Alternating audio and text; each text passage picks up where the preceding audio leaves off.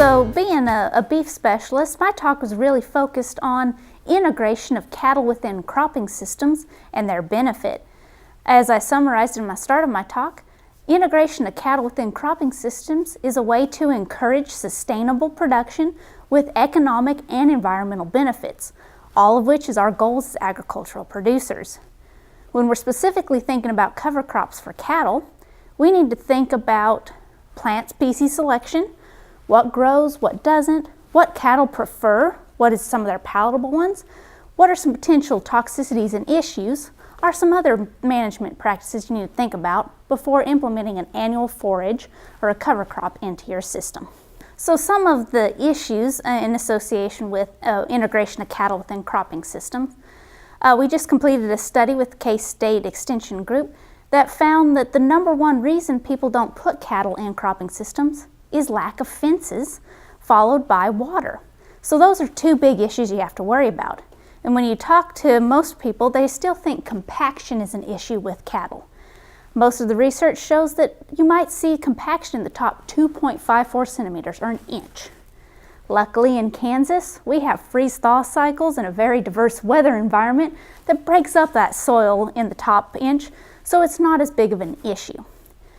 Now from the annual forage in a cattle side, I have actually a publication that addresses it, potentially toxic annual forages. Most of these annual forages have a metabolic issue or could be a metabolic issue for cattle, including some that are just flat out poisonous.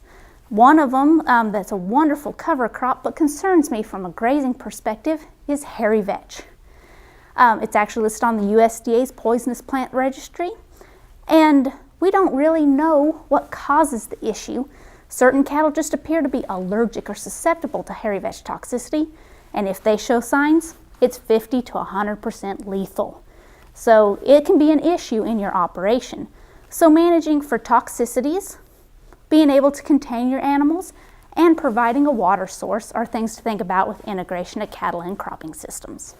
The beauty, the joy, and also the most frustrating thing about using annual forages within cropping systems and with cattle is you have so many goals and objectives.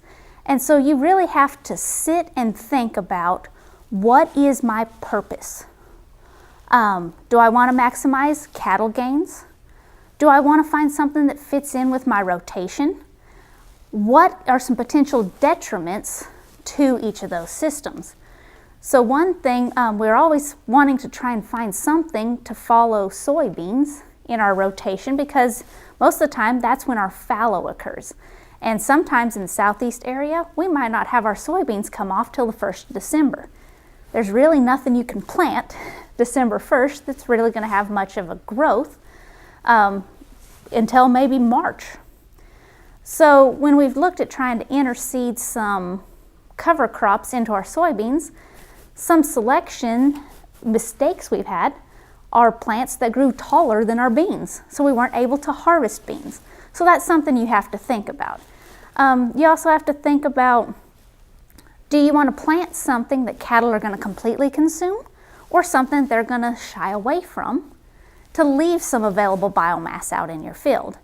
So you really have to come up with your operational goals from a cropping side, from a cattle side, and from a cash flow economic perspective.